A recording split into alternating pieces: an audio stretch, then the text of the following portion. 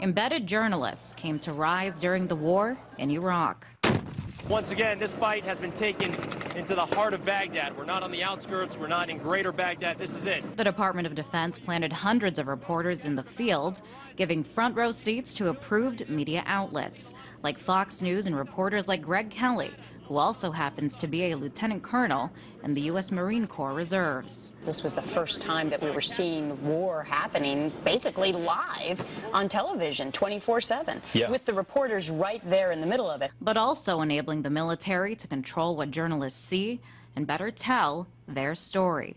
You might focus more on those troops and what their perspective is. Gina Cavallero was embedded in both Afghanistan and Iraq. When you're embedded with the military, you're covering the military. You're not likely to just leave and go and stay with the villagers. And from war to politics, today, reporters embed with political candidates.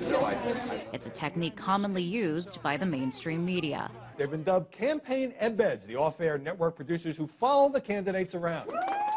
These reporters are linked to their candidate almost around the clock. Hello, everybody. On the plane, on the bus, they get an up-close and personal look at the day in the life of the candidate they follow. Veggie. I'll take a veggie. Veggie. There we go. Does anyone want ham? a ham? Ham.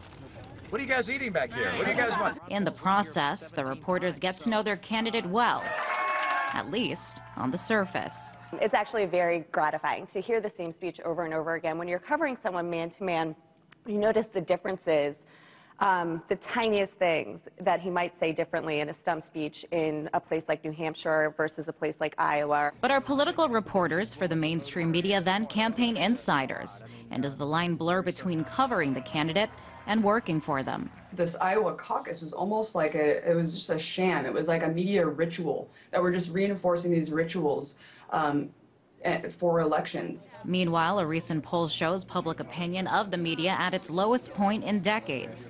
66% say news stories are often inaccurate.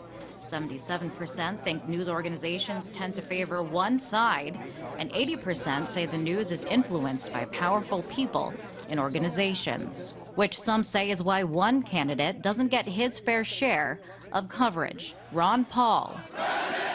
His strong anti-war message strays from the Republican mainstream. When they do have to cover him, because they can't not, they choose to cover him in a very propagandized way and try to suppress him and disenfranchise him. And while overlooking one candidate, perhaps too much is divulged on others. Because we've got these 24-hour cycles with these, information traveling very quickly, their coverage is going to be even more superficial. One of Mitt Romney's most recognizable features, his hair.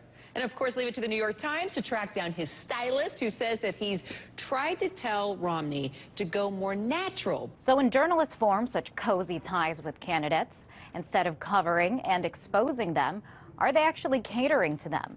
From the bias to the superficial, reporters may need to break away from the bus in order to get the story right and to keep the public truly informed. In Washington, Liz Wall, RT.